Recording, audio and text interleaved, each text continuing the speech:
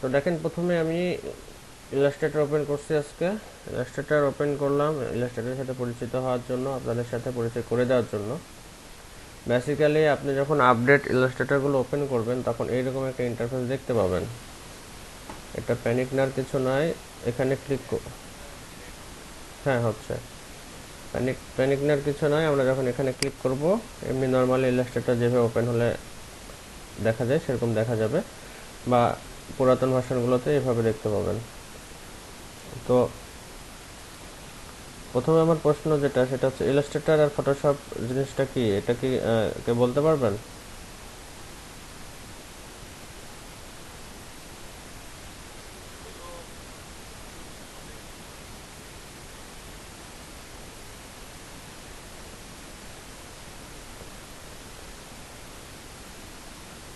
আচ্ছা, একটু সংশোধন করে দিই। ইলাস্ট্রেটর হচ্ছে ভেক্টর বেসড, আর ফটোশপ হচ্ছে রাস্টার বেসড।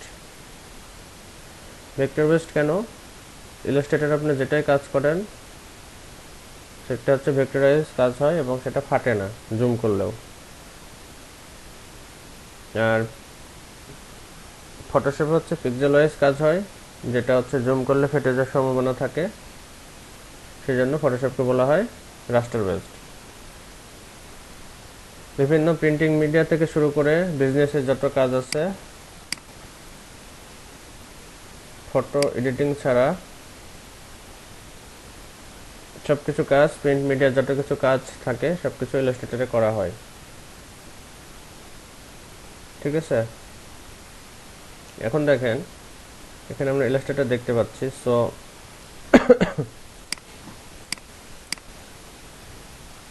ইলাস্ট্রেটরের এই বারটার নাম কি বলতে পারবেন কেউ?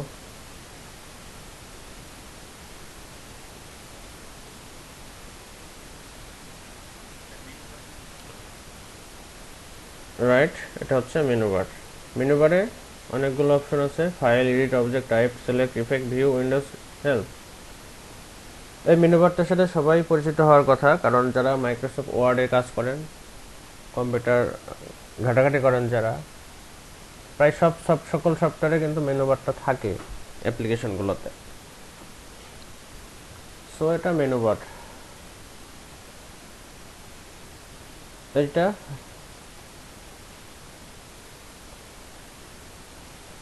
রাইট, এটা হচ্ছে টুল বার। এটাকে বলা হয় টুল বার অথবা টুলস বার। এখানে বিভিন্ন টুলস থাকে, যে টুলসগুলো দিয়ে আমাদের কাজ করতে হয়।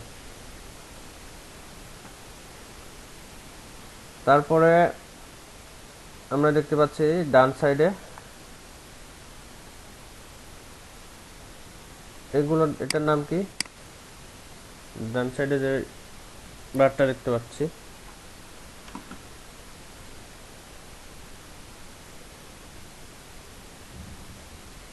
বলতে পারবেন কেউ?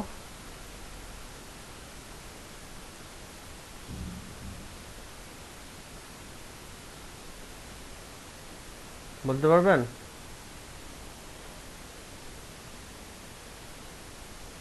অ্যান্সার করেন।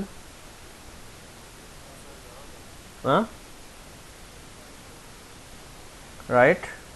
এটাকে অনেকে অনেক কিছু বলে, যেমন প্যানেল বার, ওয়ার্ক স্পেস। সব যেমন আমি প্যানেল বারই বলি, অনেকে ওয়ার্ক স্পেস বলে বা ওয়ার্কিং স্পেস। তো প্যানেল বারটা বলা বেটার। সেখানে প্যানেল বার, এখানে অনেক কিছু অপশন পাবেন যেটা দিয়ে কাজ করতে পারবেন। টুলসগুলো সিলেক্ট করলে অনেকগুলো অপশন পাবেন, টুলস ডিটেলস। তারপরে আমরা এখন চলে যাব ফাইলে। ফাইলে গেলে দেখেন আমরা পাবো কি, new, new from template, open recent file, close, save as copy, save as template. তো আমরা কাজ করতে গেলে একটা নতুন পেজ লাগবে, নতুন ডকুমেন্ট লাগবে, অথবা নতুন আর্টবোর্ড লাগবে। আমরা যেটাই বলি সেম জিনিস। সেক্ষেত্রে আমরা নতুন একটা পেজ নিয়ে নেব, কারণ ডিজাইনের ক্ষেত্রে যেমন ক্যানভাস লাগে আঁকাকে করতে, এটারও কাজ করতে গেলে আমাদের একটা হোয়াইট পেজ লাগবে। সেক্ষেত্রে আমরা যেটা পাবো সেটা হচ্ছে এই বক্সটা পাবো সবাই, পুরাতন নতুন মিলে এই বক্সটা পাবো। আর নতুনরা এখানে ফিক্স করতে পারবেন, সমস্যা নাই। আমি এভাবে দেখাই কারণ অনেকে পুরাতন ভার্সন ইউজ করবে। এই বক্সটাই পাবো সেম পেজ নিতে গেলে। এখানে ইচ্ছে মতো সাইজ বসাতে পারবো আমরা। ইউনিটের এখানে আমরা পিকাস ইঞ্চি মিলিমিটার সেন্টিমিটার পিক্সেল এই অনেকগুলো অপশন পাবো। তো আমাদের যে অনুযায়ী কাজ করা যায়, সাধারণত সাইনবোর্ড ব্যানার যেগুলো প্রিন্ট মিডিয়াতে কাজ হয় সেগুলো কিন্তু ক্লায়েন্ট বলে দেবে যে এত ইঞ্চি বা এত ইঞ্চি হবে বা এত মিলিমিটার বা এত মিলিমিটার, তখন আপনি এখানে ইউনিট থেকে চেঞ্জ করে এখানে চেঞ্জ করে দেবেন, ঠিক আছে। বাট আপনি যে ডিজাইনটা শুধু ডিসপ্লের জন্য করবেন, আই মিন হচ্ছে ডিজিটাল প্রেজেন্টেশনের জন্য করবেন, তার মানে হচ্ছে হয়তো আপনার ফোনে দেখবে কেউ, আপনার পিসিতে দেখবে কেউ, আপনার ওয়েবসাইটে দেখবে কেউ, আপনার ফেসবুক পোস্টে দেখবে কেউ, সেই ডিজাইনগুলো পিক্সেল অথবা পয়েন্টে করবেন, ঠিক আছে। বুঝতে পারছে? পিক্সেল অথবা পয়েন্টে করবেন। অথবা কেউ যদি বলে দেয় আমার পোস্টের সাইজটা এত বা এত হবে, সেক্ষেত্রে আপনি ইঞ্চি বা মিলিমিটারে নিয়ে নেবেন, কোনো সমস্যা নাই, এতেও কোনো নিষেধ নাই, বাধা নাই। বাট যখন পারফেক্ট প্রিন্টের জন্য দিবেন কোনো কিছু কাজ, সাপোজ একটা সাইনবোর্ডের ব্যানার, তখন আপনাকে অবশ্যই ক্লায়েন্টের রিকোয়ারমেন্ট অনুযায়ী সাইজটা নিয়ে নিতে হবে। বাট অনেক সময় ক্লায়েন্ট এভাবে বলে দেয় আমার ফেসবুক পোস্টের জন্য এত পিক্সেল বা এত ইঞ্চি বা এত ইঞ্চি বা এত পিক্সেল এত ইঞ্চি একটা ব্যানার লাগবে, তখন আপনি এখানে ইচ্ছে মতো সাইজটা কন্ট্রোল করে নেবেন আপনার ক্লায়েন্টের রিকোয়ারমেন্ট অনুযায়ী, তাই কি না? আচ্ছা, আমরা আবার ফটোশপে ইলাস্ট্রেটরে চলে যাই। তারপরে দেখেন এখানে আমরা ওয়েট, এখানে হাইট, এখানে আমরা ইচ্ছে মতো ওয়েট এবং হাইট কন্ট্রোল করতে পারবো। এখানে আছে হচ্ছে blade option. Blade option means হচ্ছে আমরা কোনো কিছু যখন প্রিন্টে দিব তখন কতটুকু কাটা যাবে সেই অংশটুকু নির্ধারণ করে দেয়। এটা এটা এখন কোনো দরকার নাই, আমরা আস্তে আস্তে এটার কাজ শিখবো। ব্লেড থাকবে 0 আপাতত আমরা যখন কাজ শুরু করব। এখানে কালার মোড RGB, এখানে ক্লিক করলে আরেকটা পাবো সেম ওয়াইকে। এখন বলেন দেখি যে RGB এবং সেম ওয়াইকের মধ্যে পার্থক্য।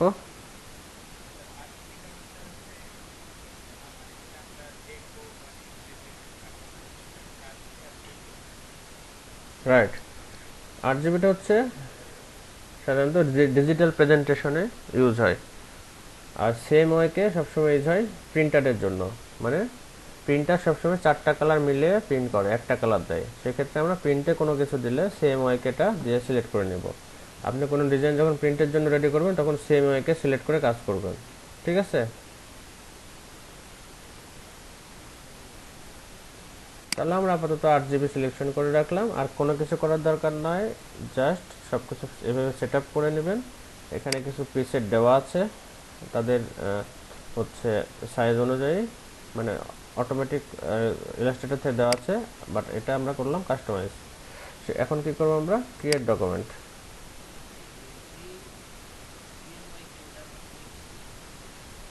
সেম সেম ওয়েটা সবসময় সিলেক্ট করব যখন কোনো কাজ আপনার প্রিন্টে যাবে, প্রিন্টে।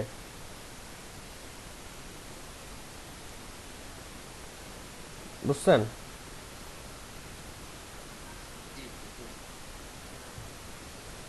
আচ্ছা, এখন দেখেন এখানে আরেকটা অপশন আছে কি, ওয়ার্কিং স্পেস এটাকে বলা হয়।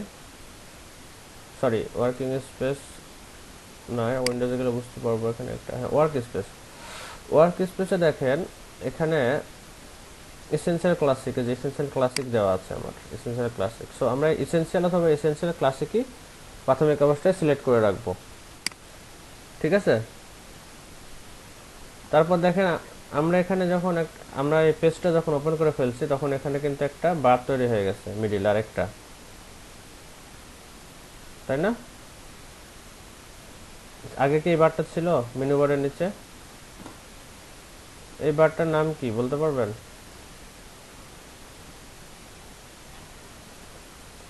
রাইট, কে বলছিলেন?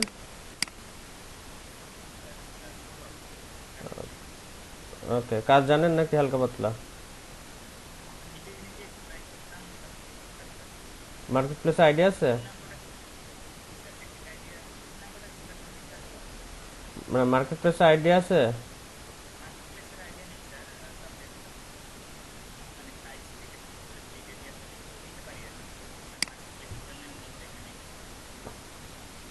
ওকে, ওকে গুড, সমস্যা নেই। অ্যাডভান্স যারা আছেন তারা বলবেন, তাদের জন্য স্পেশাল টিপস আছে, কারণ তারা একটু এগিয়ে আছেন। লগর কাজ পারা যায় এমনি।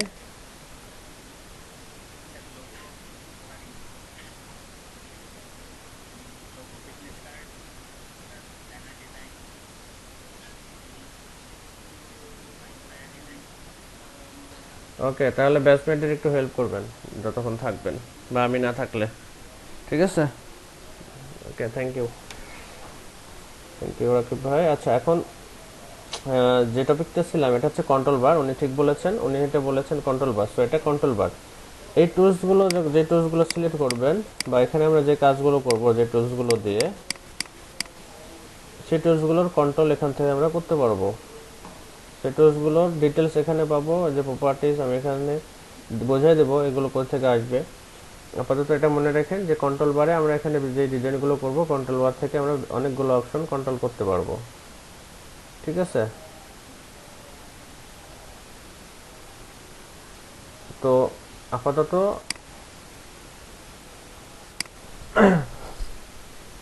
এখন আপনাদের যেটা কাজ সেটা হচ্ছে, একদম যারা নতুন আছেন,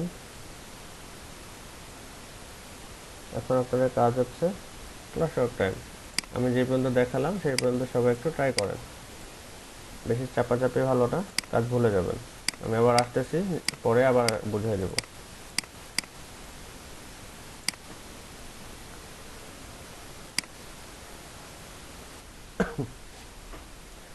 আমরা এখন যেটা দেখবো সেটা হচ্ছে টুলবারে বা টুলস বারের যেটা আছে, এখানে দেখেন অনেকের আছে অনেকগুলো নাই অপশন, অনেকের আছে এই অবস্থায়,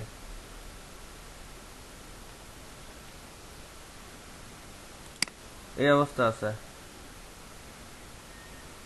অনেকগুলো টুলস নাই, বা হতে পারে সমস্যা এরকম, হয়তো পরে কাজ করার সময় বুঝতে পারবেন।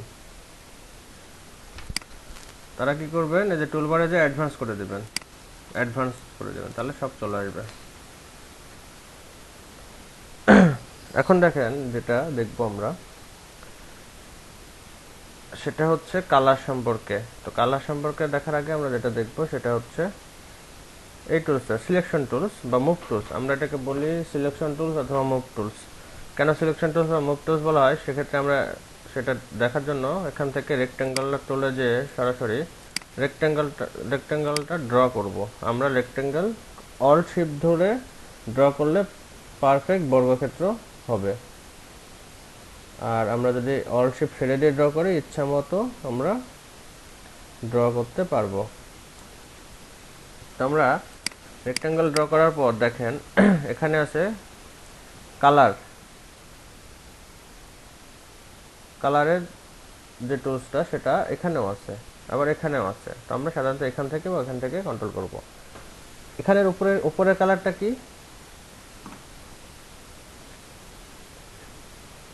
বাট ওটার একটা নাম আছে, বলেন কি, দেখেন উঠছে। না, ফরগ্রাউন্ড কালার ওটা ফটোশপের ক্ষেত্রে, এটা হচ্ছে ফিল কালার। ফিল কালার মানে আপনি যেটা ফিল করতেছেন কালারটা, ফিল কালার। আবার এখানে ক্লিক করলে সোয়াপ হয়ে চলে যাবে স্টকে। এটা হচ্ছে স্টক, এই যে চারিপাশে যেটা আছে সেটা হচ্ছে স্টক কালার। তো আমরা এখান থেকেও কন্ট্রোল করতে পারি, যেমন আমরা যদি এখান থেকে ফিল কালারটা দিই, যে কোনো এখান থেকে কন্ট্রোল করতে পারি। আবার এখান থেকে স্টক নন করে, যে এটা এটা নন করলে স্টক নন হয়ে যাবে, স্টক থাকবে না। আবার এখানে যদি আমরা যে কোনো কালারের স্টক দিতে চাই, দিয়ে এই যে স্টকের এটি আপ, এখানে আপ করে দিলে দেখেন বড় হয়ে গেল, চারিদিকে স্টক হয়ে গেল, তাই কি না? আবার স্টক যদি নান করে দেন এখান থেকে, বা এটাতে ক্লিক করে এই ননে ক্লিক করেন, চলে যাবে। আবার এখানে নন, আবার এখানে যদি আপনি বাড়ায় দেন স্টক, তাহলে স্টক বাড়তে থাকবে। কত পয়েন্ট দিবেন, এখানে 10 পয়েন্ট দেওয়া আছে, এখানে কম বেশি করতে পারবেন, এই যে কম বেশি করতে পারবেন। আমরা সাধারণত সবসময় স্টক ইউজ করব না, স্টক বিশেষ কাজের ক্ষেত্রে ইউজ করব, সেক্ষেত্রে আমরা স্টকটা নন করে রাখবো। অবশ্যই নন করার আগে কি করতে হবে, সিলেক্ট করে নিতে হবে।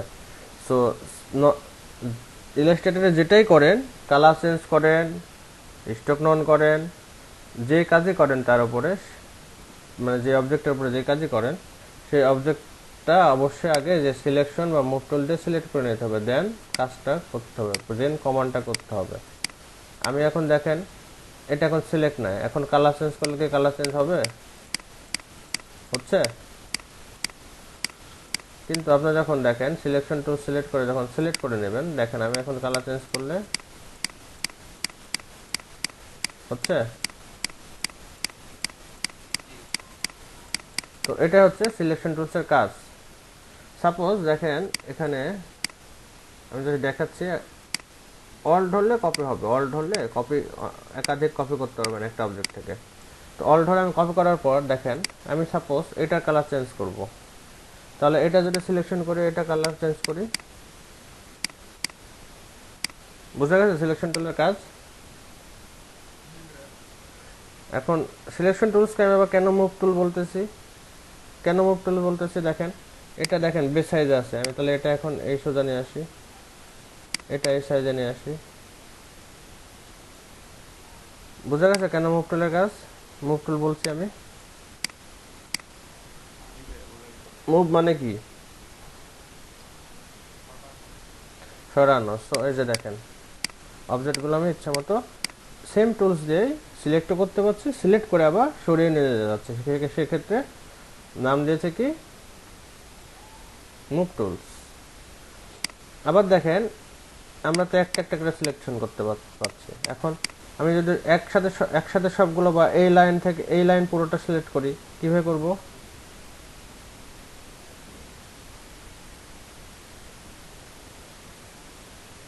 রাকিব ভাই? ইয়েস, মাউস প্রেস করে, মাউস প্রেস করে যে জালের মতো করে, গ্রামের দিকে মানুষ জাল দেয় না, খেয়েও দেয় না নদীতে, জাল খেয়ে না কি বলে যেন, এই যে দেখেন একটা ছায়ার মতো জালের মতো, দেখেন এই জালের মতো সবকিছু একসাথে ধরে ভিতরে নিয়ে যে টুলসগুলো সিলেক্ট করব ভিতরে নিয়ে ছেড়ে দিলে দেখেন সব একসাথে সিলেক্ট হয়ে গেছে। আমি এখন একসাথে এগুলো মুভ করতে পারবো,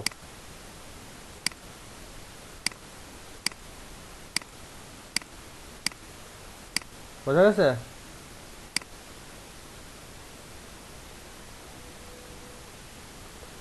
ফটো ইলাস্ট্রেটরের আন্ডু হচ্ছে কন্ট্রোল জেড, ঠিক আছে, মনে থাকবে,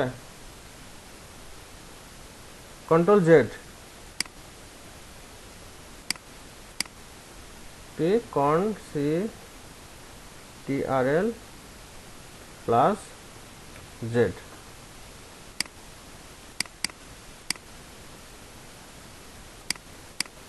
এই এই এই কিটা চাপলে, এই কমান্ডটা চাপলে, কন্ট্রোল সবাই চিনেন তো নাকি কোনটা,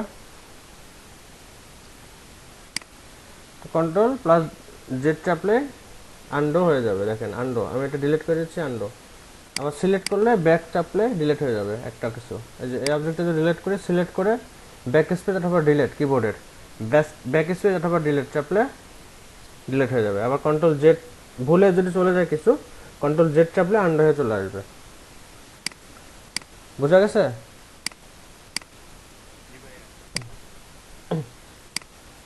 ওকে, ঠিক আছে। এখন হচ্ছে এই এখন হচ্ছে আপনারা যেটা করবেন সেটা আবার এই জিনিসগুলো প্র্যাকটিস করেন যারা নতুন আছেন। আজকে এই পর্যন্তই টুলসের কাজগুলো, বাট আপনারা সবাই প্র্যাকটিস করে গ্রুপে মেসেঞ্জারে পাঠান, আমি দেখতে চাই।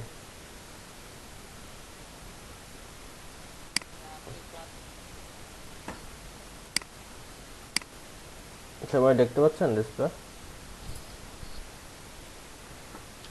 জেনারেলি ফাইল সাইজটা নেবেন যখন আপনারা লগো ডিজাইনের বা এমনি কাজ করবেন 800 x 600 পিক্সেল।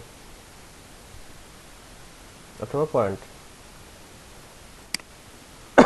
এই সাইজে কাজ করবেন করে এমনিতে এই ফাইলটা এডিটেবল ফাইল হিসেবে সেভ করতে গেলে সেভ অ্যাজ করবেন, সেভ অ্যাজ করে এআই ফাইলে সেভ করে রাখবেন, মানে পরে আবার কাজ করবেন এটার উপরে তখন। হ্যাঁ, আর যখন আপনি প্রেজেন্টেশনের জন্য সেভ করবেন তখন হচ্ছে এক্সপোর্টে যাবেন, অথবা এই যে এই কথাটা পুরাতন ভার্সনে এখানে ডাইরেক্টে পাবেন ফাইলে, সেভ ফর ওয়েব। ঠিক আছে, সেভ ফর ওয়েব, এই যে এখানে বিভিন্ন ফরম্যাট আছে, সাধারণত জেপিজিতে সেভ করবেন, এখানে জেপিজি দিয়ে সেভ। বোঝা গেছে?